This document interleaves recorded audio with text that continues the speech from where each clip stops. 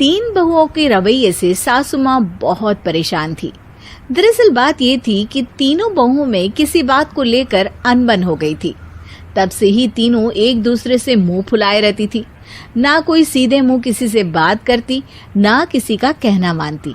पड़ोसी भी इस बात को जानते थे और जाने कैसे कैसे बातें भी करते। इसीलिए सासू माँ ने तीनों बहुओं को तुरंत अपने कमरे में बुलाया।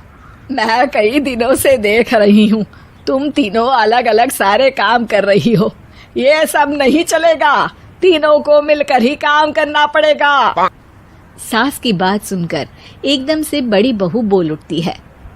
नहीं मम्मी जी, मैं इन दोनों के साथ कुछ नहीं कर सकती। मैं इस घर की बड़ी बहू हूँ, फिर भी ये मेरा कहना बिल्कुल भी नहीं मानती। अरे जेठानी जी, जानबूझकर मुझे डबल काम करवाती है आप। और छोटी मुझसे टेढ़े मुंह ही बात करती है।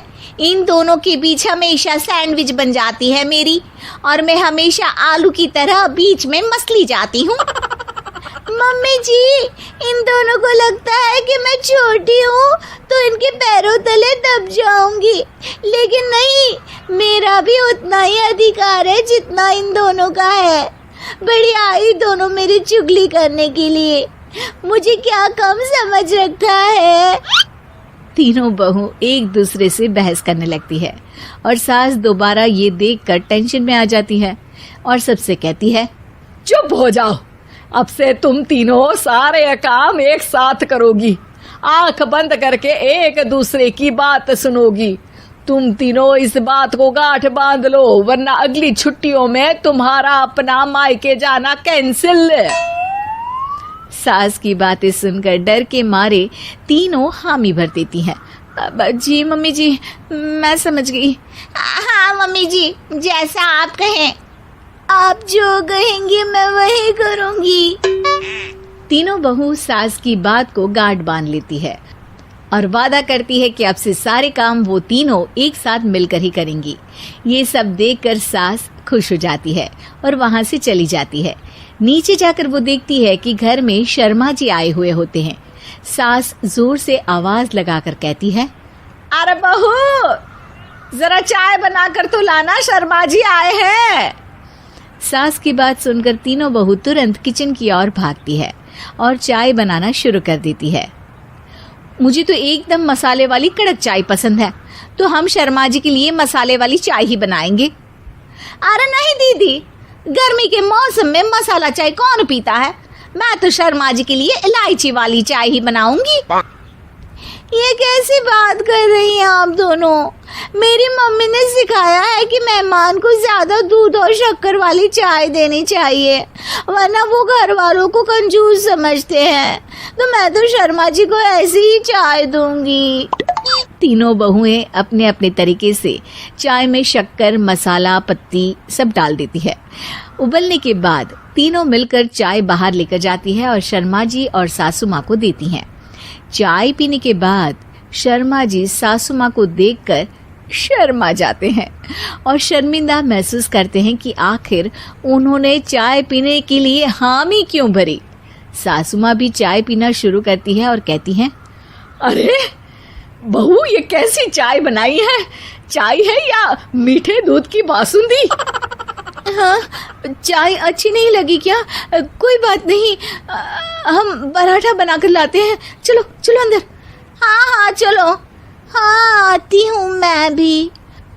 नहीं नहीं, मेरा पेट चाय ने ही चौपट कर दिया, वही काफी है। पराठे से पोपट नहीं करवाना, मैं तो चलता हूँ। शर्मा जी चुपचाप पतली गली से निकल जाते हैं। अगले दिन सास बहुओं से कहती है, अरे बहू, जाओ जाके ऊपर के गेस्ट हाउस की सफाई कर दो। कल हमारे यहाँ मेरे दूर के रिश्तेदार आने वाले हैं, तो पूरे कमरे को चमका देना, समझी?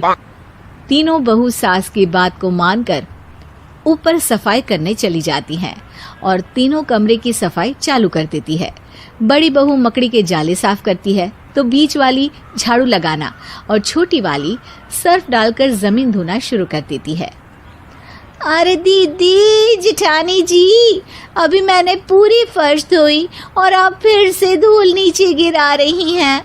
और मछली जेठानी जी, आप बिना झाड़ू की धूल यहाँ छटक रही हैं। अरे तीनों को साफ करना है, एक साथ सफाई करते हैं ना।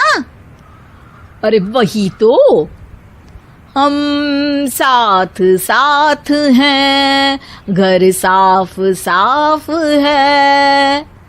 तीनों बहू ऐसे ही काम में उलझ जाती है और 2 घंटे तक एक ही कमरे की सफाई करती रहती है।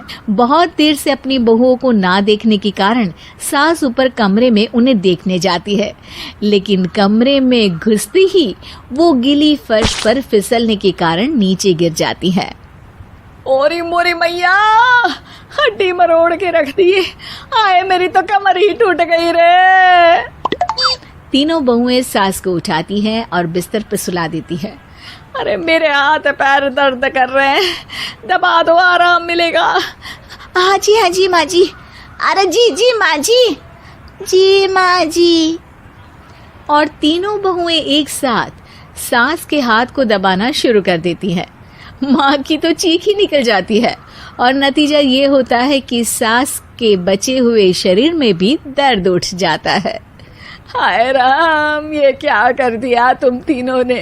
अरे मेरी तो किस्मत ही फूटी है कि तुम जैसी बहुएं मुझे मिली। हे भगवान, पूरे शरीर में दर्द बढ़ गया है। अब तो पता नहीं कि चल भी पाऊंगी या नहीं। माफ करो, मुझे गलती हो गई मुझसे कि तुम तीनों को एक साथ काम करने के लिए बोला। सोचा था तीनों मिलके अच्छे से काम करेगी, लेकिन बड़े बुजुर्ग सही कहते थे कि 3 तिगाड़ा काम बिगाड़ा। तुम लोगों ने ये बात ना आज साबित करके दिखा दी। तुम तीनों को तो समझाना यानी मानो भैंस के आगे बीन बजाना है। तुम्हें अकेले अकेले काम करना है ना, तो अब से तुम अकेले ही अपना अपना काम करो। तीनों बहुएं वहां से जाने लगती है। अरे कहाँ जा रही हो? आप ही ने तो कहा कि अपना अपना काम करो, तो मुझे मुल्तानी मिट्टी लगानी है। अरे मुझे भी तो नेल पॉलिश लगानी है, मुझे ना मेहंदी लगानी है। सास अपना सर पीट लेती है और कहती है, अरे मुझे भी लगाना है कुछ। क्या माँ जी? क्या माँ जी? क्या माँ जी? तुम्हारे घर वालों को फोन तुम्हारी हरकतें बताने के लिए।